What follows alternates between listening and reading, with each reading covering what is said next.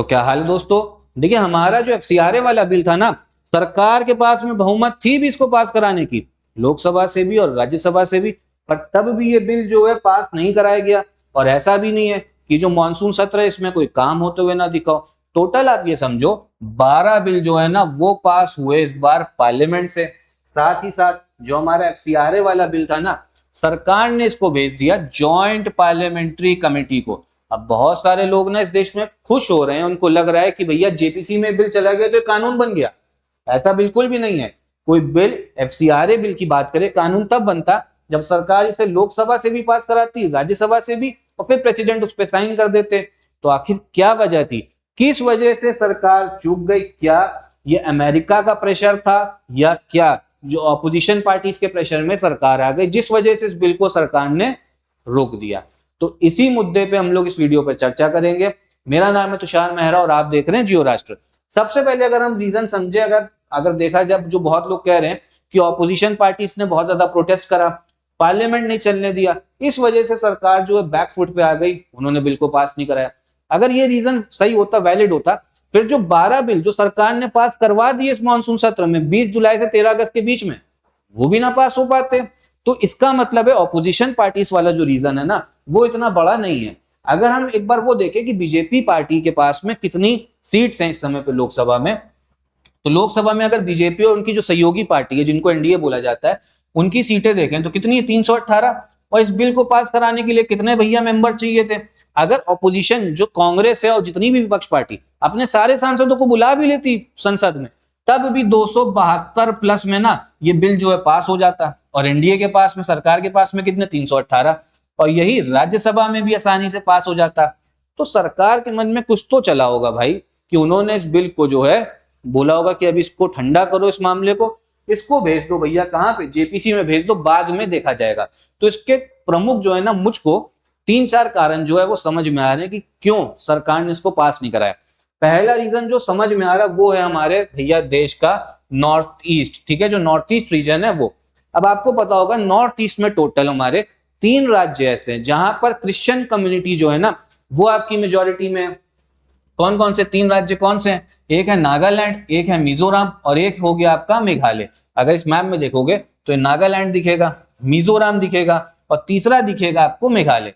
अब अगर इन तीनों राज्यों की बात करें ना, नागालैंड, मिजोरम, मेघालय की, तो इसमें 2 राज्य ऐसे हैं। कौन कौन से? नागालैंड हो गया और मेघालय हो गया, जहां पर बीजेपी पार्टी की वजह से ही सरकार बनी हुई है, मतलब बीजेपी पार्टी ने समर्थन दे रखा है वहां पे। तो यहाँ पे डायरेक्ट जो सरकार है उसके इंटरेस्ट जो है वो क्लैश हो रहे थे। वो एफसीआरए वाला बिल लाना चाहते हैं अमित शाह, लेकिन उन्हीं की जो पार्टी है वो कहां पर सत्ता में? नागालैंड में, मेघालय में, जो दोनों स्टेट क्रिश्चियन मेजोरिटी है। तो इन लोगों ने भी प्रोटेस्ट करा कि भाई अगर आप बिल ले आओगे तो हमारी जनता खुश नहीं होगी और ऐसा हो सकता है सरकार गिर जाए। एक रीजन आपका ये। जो मिजोरम के सीएम है वो बीजेपी से नहीं है, नॉन इंडिया है, वो भी जाके अमित शाह से मिले थे कि भैया इस बिल को थोड़ा डाइल्यूट करो। एक कारण आपका ये हो सकता है। दूसरा, नॉर्थ ईस्ट जो है ना, शुरू से ही, आजादी के बाद से ही हमारे देश का एक बहुत सेंसिटिव मुद्दा रहा है, ठीक है। यहाँ पर मिलिटेंसी बहुत ज्यादा रही है। आपने पीछे सुना होगा 2-3 साल पहले, अभी भी चल रहा है, मणिपुर में बहुत ज्यादा वायलेंस हुआ था। तो यहाँ पर ना कभी भी वायलेंस आपका हो सकता है, पूरा बहुत ज्यादा सेंसिटिव क्षेत्र है। और तो और जो नॉर्थ ईस्ट है, अगर हम बात करें, ये हमारा यहाँ पर चिकन नेक भी पड़ता है, जो हमारे नॉर्थ ईस्ट को, हमारे पूरे देश को नॉर्थ ईस्ट से जोड़ता है। चिकन नेक पे भी इस समय पे चाइना की नजर है, साथ ही साथ बांग्लादेश की भी नजर बैठी हुई है। चाइना यहाँ पर भी आ गया है, तीस्ता नदी पे काम करवा रहा है, मोंगला पोर्ट पे भी आ गया है। तो सरकार ने सोचा होगा, ऐसा हो सकता है कि भैया नॉर्थ ईस्ट में 3 स्टेट क्रिश्चियन मेजोरिटी, हमारी भी उनमें दोस्त में सरकार है, साथ में बहुत ज्यादा भैया सेंसिटिव मुद्दा भी है आपका उत्तर पूर्वी, वहां पे चिकन नेक जो है चाइना बांग्लादेश सोचते रहते हैं कि वहां पे कब्जा कर लें। तो कहीं ऐसा ना हो कि ये ऐसा मुद्दा हम ले आए जिसपे सब लोग विरोध कर रहे हैं, क्रिश्चियन कम्युनिटी विरोध कर रही है, तो ये मामला जो है कुछ गर्मा गर्मी ना पकड़ ले और यहाँ पर कहीं वायलेंस होते हुए ना दिख जाए। तो पहला कारण जो है वो तो ये समझ में आ रहा है। दूसरा कारण क्या है? जो अमेरिका के सांसद है रिले मूर, ये आपकी ट्रम्प की पार्टी के, इन्होंने भी ट्वीट करा था। इन्होंने बोला था कि भैया जो है हमारे और आपके इंडिया के रिश्ते जो है खराब हो जाएंगे अगर ये बिल पास हो जाएगा, क्योंकि ज्यादातर जो आप समझो कंट्रीब्यूशन है ना जो एफसीआरए के तहत देता है वो आपका यूएसए है और यूरोप की कंट्रीज हैं, ठीक है। जैसे इन्होंने ट्वीट करा, इस बारे में ना मैंने अपनी पिछली वीडियो में भी बताया था, उन्होंने भैया एक आपका बिल पास कर दिया सीनेट से, जिससे रशिया से जो जो तेल खरीद रहा है उस पर 100% का टैरिफ लगेगा। हो सकता है कि ये कारण भी रहा हो, सरकार जो है बैकफुट पे आ गई हो कि भाई अमेरिका के जो सांसद है वो ट्वीट कर रहे हैं, वहां की सरकार बिल पास करा ले रही है, ठीक है। तो एक रीजन ये भी हमको देखने को मिलता है। और साथ ही साथ में ना मुझको ऐसा लगता है यूएसए के साथ में अगर 2014 से बात करें, वैसे तो यूएसए के साथ में दोस्ती जो है वो मनमोहन सिंह के टाइम से चल रही है, अटल बिहारी वाजपेयी के टाइम से भी स्टार्ट हो गई थी, फिर मनमोहन सिंह जो हमारे प्रधानमंत्री थे उन्होंने भी ओबामा के साथ में रिश्तों को और अच्छा किया, अब मोदी जी ने भी फिर जो हमारे रिश्ते और अच्छे हुए। लेकिन पिछले 1-2 साल से आपने देखा होगा यूएसए एक ऐसा देश है ना जिसपे आप कभी भी भरोसा जो है वो कर ही नहीं सकते हो। मतलब मेरे हिसाब से ना कि अगर इससे आपने दोस्ती कर ली, यहाँ के जो भैया एनएसए वगैरह रहे ना, उन्होंने एक बार भाषण भी दिया था कि अगर आप हमारे दुश्मन हो तो आप पे खतरा है, मतलब तो डेंजर है, लेकिन अगर आप हमारे दोस्त हो ना तो वो मौत की दावत देने के बराबर है। ये यूएसए के जो भैया बड़े बड़े आपके मंत्री और जो ब्यूरोक्रेट रहे हैं ना वो बोल भी चुके हैं ये बात। तब भी हम लोग को जो है ना यूएसए के पास में देश जो है वो जा रहा है, 2014 के बाद में और तेजी से जाता रहा। मेरे हिसाब से भैया जो हमारा एक लौता दोस्त है वो है भैया हमारा रशिया। पुतिन जो है वो फ्रेंड है, हमारी मुसीबत में 1971 में हमारी हेल्प भी करी थी। और जो यूएसए हम अपने देश में सिर्फ एक बिल पास करना चाह रहे हैं उस पर जो है विरोध जता रहा है, जबकि इसने जो हमारे विदेश मंत्रालय ने जवाब भी दिया, इसने अपने देश में पास कर रखा है एफसीआरए के इक्विवेलेंटी एक कानून पास कर रखा है जिससे वो भी फॉरेन डोनेशन नहीं लेता। लेकिन भैया इसको दिक्कत हो रही है। और तो और 2011 या 12 में आप ये समझो जो मनमोहन सिंह जी थे जो हमारे पूर्व प्रधानमंत्री थे, उन्होंने भी बोला था कि यूएसए क्या कर रहा है, इंडिया अपने देश में क्या कर रहा है, न्यूक्लियर पावर प्लांट लगा रहा है जिससे बिजली बनेगी, ठीक है, सिविलियन पर्पज से। यूएसए अलग अलग एनजीओ को पैसा दे रहा है, इंडिया के ही एनजीओ को, कि वो न्यूक्लियर पावर प्लांट जो इंडिया में बन रहा है ना उसके खिलाफ प्रोटेस्ट करो। ये मनमोहन सिंह की सरकार जो है ना वो भी बोल चुकी है, यूपीए की सरकार। तो आप ये समझो एफसीआरए वाला ऐसा कानून है जिसपे जो भी सरकार में रहता है, चाहे इंदिरा गांधी हो, चाहे यूपीए हो, चाहे बीजेपी की पार्टी हो, वो एफसीआरए कानून चाहते हैं कि थोड़ा और स्ट्रिक्ट हो। बस मुझको ये समझ में नहीं आ रहा कि इस बार कांग्रेस जो आपकी मुख्य हमारी विपक्ष पार्टी है वो इसका क्यों इतना विरोध कर रही थी, क्योंकि उन्हीं के जमाने में एफसीआरए वाला बिल लाया गया था और इस पे सरकार ने आश्वासन भी दिया कि ऐसा नहीं है कि ये माइनॉरिटी कम्युनिटीज को टारगेट करने के लिए है, ये भाई सिर्फ फॉरेन डोनेशन, जो भी एनजीओ फॉरेन से जो पैसा आ रहा है उसका गलत तरीके से इस्तेमाल कर रहा है, उन सब के खिलाफ है भाई, ठीक है। उसमें कोई भी आ सकता है अगर कोई भी गलत काम करेगा। तो दूसरा कारण तो भैया हमको यूएसए वाला जो है वो समझ में आ रहा है।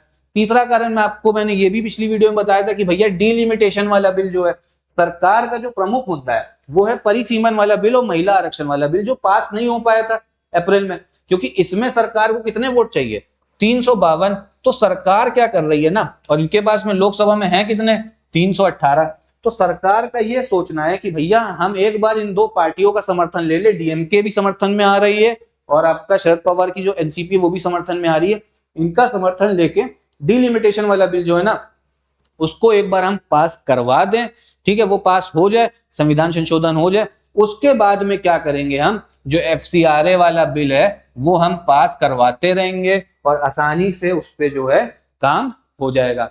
चौथा रीजन जो है भाई, इस बार जो है जो हमारी क्रिश्चियन कम्युनिटी है उन्होंने भी बहुत ज्यादा जो है प्रोटेस्ट हमको देखने को मिला। तमिलनाडु की जो असेंबली जहां पर अब इस समय पे विजय थालापति मुख्यमंत्री हैं, उन्होंने भी एक रेजोल्यूशन जो है पास कर दिया कि ये बिल को मत लेके आओ। साथ में पूरे देश भर में, आपका नॉर्थ ईस्ट में, केरला में विरोध भी हो रहा था इस बिल के खिलाफ में। तो सरकार ने इस बार, जो एक्सपर्ट्स बता रहे हैं कि सरकार ने इस बार माइनॉरिटी कम्युनिटी का ध्यान रखा है कि जो उनका डर था कि ऐसा ना हो जाए कि हमारे जितने भी एनजीओ हैं और जितने भी उनके हॉस्पिटल कॉलेजेस वगैरह हैं वो जब्त हो जाएं सरकार के पास में। अच्छा, एफसीआरए में इस बार जो सबसे खतरनाक प्रावधान है, इसके बारे में मैं चर्चा कर चुका हूं, एक बार फिर से सुन लो जो लोग पहली बार वीडियो देख रहे हैं। जो सबसे खतरनाक प्रावधान है वो इस बार सरकार ने ये बोला था कि एफसीआरए फॉरेन के पैसे से जो भी आपने संपत्ति बनाई है, जो भी एसेट आपने बनाया होगा किसी भी एनजीओ ने, अगर आपका लाइसेंस रद्द हुआ, फिर चाहे वो क्रिश्चियन स्कूल हो, क्रिश्चियन हॉस्पिटल हो, क्रिश्चियन आपका कॉलेज हो, स्कूल, ठीक है, या किसी और एनजीओ ने आपका, आप समझ लो किसी और मुस्लिम एनजीओ ने कुछ बनाया होगा या हिंदू एनजीओ ने बनाया होगा, अगर हमें पता लगा कि आप सही से काम नहीं कर रहे हो, लाइसेंस रद्द और जो संपत्ति है ना वो हमारे अंडर में आ जाएगी। तो ये मेन प्रावधान था जिस वजह से इस बार इतना हल्ला मचा। अब आपके मन में आएगा कि भाई चलो ठीक है, सारे रीजन हमने सुन लिए, लेकिन इसके पहले भी तो इंटरनेशनल प्रेशर आपका पड़ता था, ठीक है, आपका एनआरसी वाले मुद्दे पे भी प्रेशर था, उसके बाद में और आगे सारे मुद्दे हुए, जैसे आप समझोगे जो कृषि कानून था 2019-20 के आसपास में लाए गए थे, वो भी सरकार ने वापसी करी। तो ये एफसीआरए वाला इतना बड़ा बवाल क्यों बन गया? ये बवाल पता है बड़ा क्यों बन गया? क्योंकि इसमें ना इस बार आप समझो यूएसए और आपका जो यूरोप के जितने भी देश है ना, ये सब आ गए थे, ठीक है। कौन? यूएसए आ गया और आपका यूरोप आ गया।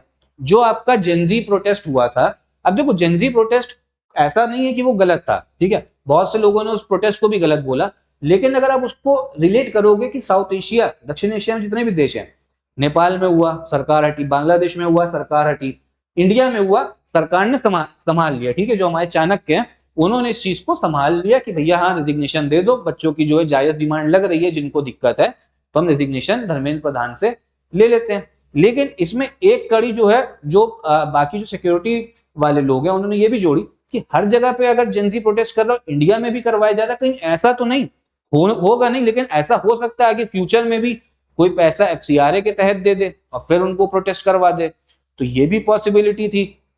इस वजह से भी सरकार को लगा कि भैया एफसीआरए वाला कानून जो है वो लाना जरूरी है। लेकिन जब यूएसए और यूरोप का इतना प्रेशर था, उन्होंने बोला कि आप मत लेके आओ कानून, तो सरकार थोड़ा सा तब बैकफुट पे आई।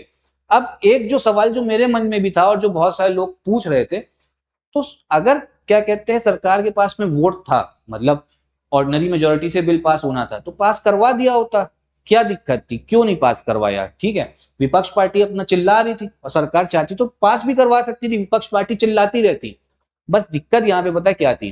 क्योंकि इस बार ये बिल को ना सिर्फ इंडिया की पब्लिक नहीं देख रही थी, ये यूएसए के मंत्री लोग भी देख रहे थे, यूरोप के जितने भी ब्यूरोक्रेट है वो सब भी देख रहे थे।